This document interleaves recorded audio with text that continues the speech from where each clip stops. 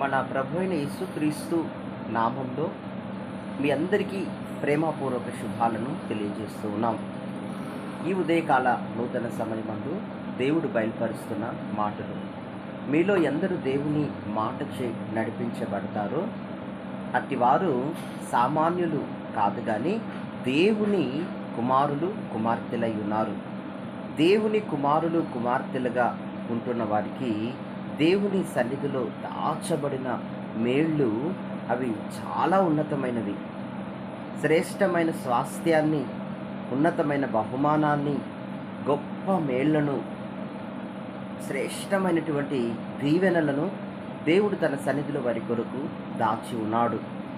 కనుక ఈ మాటలు వింటున్న ప్రియ సహోదర సహోదరి, మీరింకా బ్లెస్ అవ్వాలని కోరుకుంటున్నాను. మీరింకా మీ బ్లెస్సింగ్ విస్తరింప చేయబడాలని దేవుని సన్నిధిలో ప్రార్థిస్తున్నాను.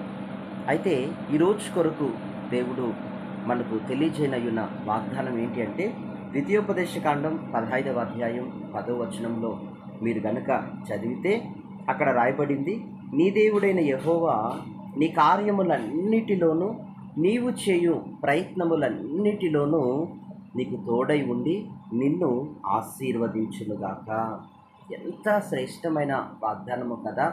అవును ప్రియ దేవుని బిడ్డ, నీవు ఈరోజు ఏ ప్రయత్నాల గుండా వెళుతున్నావో, ఏ విధమైన కార్యములను మొదలు పెట్టబోతున్నావో, ఏ విధమైనటువంటి ప్రయత్నాలను మీరు చేస్తూ ఉన్నారో, పూనుకుంటూ ఉన్నారో, అటువంటి వాటిలో దేవుని ఆశీర్వాదము ఉంది అని మీరు విశ్వసించగలిగితే, ఖచ్చితముగా మీరు విశ్వసించారు కనుక అక్కడ దేవుని ఆశీర్వాదము క్రియ చేయును. దేవుడే మాట్లాడుతున్నాడు.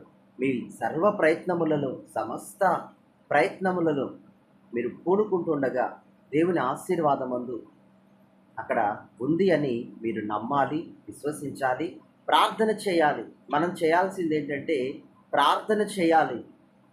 ప్రార్థన చేసినప్పుడు ప్రార్థన వలన సమస్తము పరిశుద్ధపరచబడుతుంది. ప్రార్థన మూలంగా ప్రతిదీ కట్టబడుతుంది. ప్రార్థన మూలంగా ప్రతిదీ కూడా మేలుకరంగా మార్చబడుతుంది. మనము ప్రార్థన చేసే వ్యక్తులుగా ఉండాలి ప్రభు నామములో. అప్పుడు దేవుడు మనకు తోడై ఉండి ఆశీర్వదిస్తాడు. మీరు ఒక ఉద్యోగం చేస్తున్నారనుకోండి, ప్రభా ఇది నాది కాదు, నీవు నాలో పెట్టిన భారమును బట్టి ఈ ఉద్యోగాన్ని, ఇందులో ఉన్న ప్రతి విధానాన్ని నేను నిర్వర్తించగలుగుతున్నాను అని చెప్పాలి. మీరు చదువుకుంటున్న విద్యార్థులైతే, ప్రభా నీ జ్ఞానమును బట్టి నేను చదువుకోగలుగుతున్నా, మంచి ఉత్తీర్ణతను, ర్యాంకును, మార్కును పొందగలుగుతున్నాను అని ప్రార్థన చేయాలి. ప్రతి విషయంలో అంతే. కుటుంబము అసమాధానంగా ఉన్నప్పుడు, ప్రభా నా కుటుంబాన్ని చూచి జాలిపడి మీరే సమాధానపరచబోతున్నందుకై స్తోత్రమని మీరు ప్రార్థన చేసుకున్నప్పుడు, మీరు బయట నుండి ఇంట్లోనికి వచ్చినప్పుడు నీ ఇల్లు సమాధానంగా ఉంటుంది. ఆమేన్. నువ్వు ఇంట్లో నుండి బయటికి వెళ్ళినప్పుడు అదే సమాధానం నీ పని స్థలములలో నిన్ను నడిపిస్తూ ఉంటుంది. శాంతి సమాధానాలను దేవుడు నీతో ఉంచుతాడు. క్షేమాన్ని, కృపను ఆయన నీతో ఉంచుటకు శక్తి కలిగినటువంటి సమర్థుడై ఉంటున్నాడు. నీవు ఎందుకంటే దేవుడు అంటున్నాడు, సదాకాలం నేను నీకు తోడై ఉన్నాను. ఆ వాగ్దానం చొప్పున నువ్వు ఎక్కడికి వెళ్ళినా, ఏది పూనుకున్నా సదాకాలం తోడై ఉన్నాను అని వాగ్దానం ఇచ్చిన దేవుడే నీతో ఉండి అన్ని విషయాల్లో నిన్ను ఫలభరితంగా మార్చునుగాక. బైబిల్ గ్రంథంలో రూతు అనేటటువంటి ఒక యవ్వనురాలు ఉన్నారు. ఆమె బెత్లెహేము అనేటటువంటి దేవుని సన్నిధి అయిన ఆ రెక్కల నీడకి, దేవుని రెక్కల నీడను ఆమె ఆశ్రయించింది. ఒక అన్యురాలు.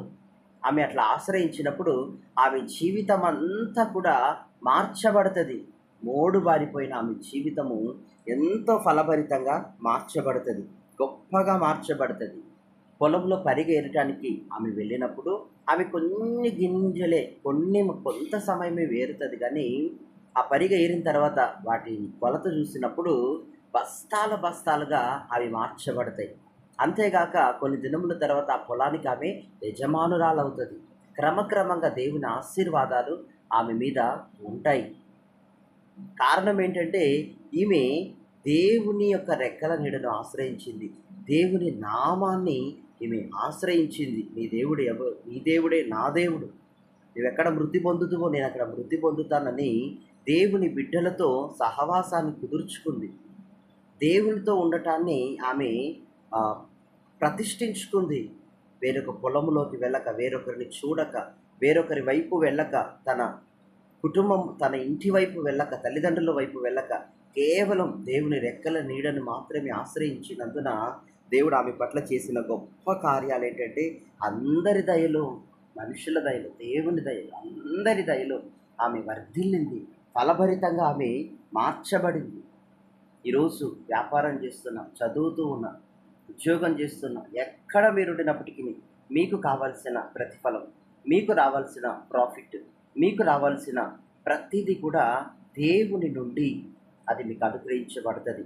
నిజంగా మానవ కోటికి దేవుని ఆశీర్వాదము చాలా అవసరం.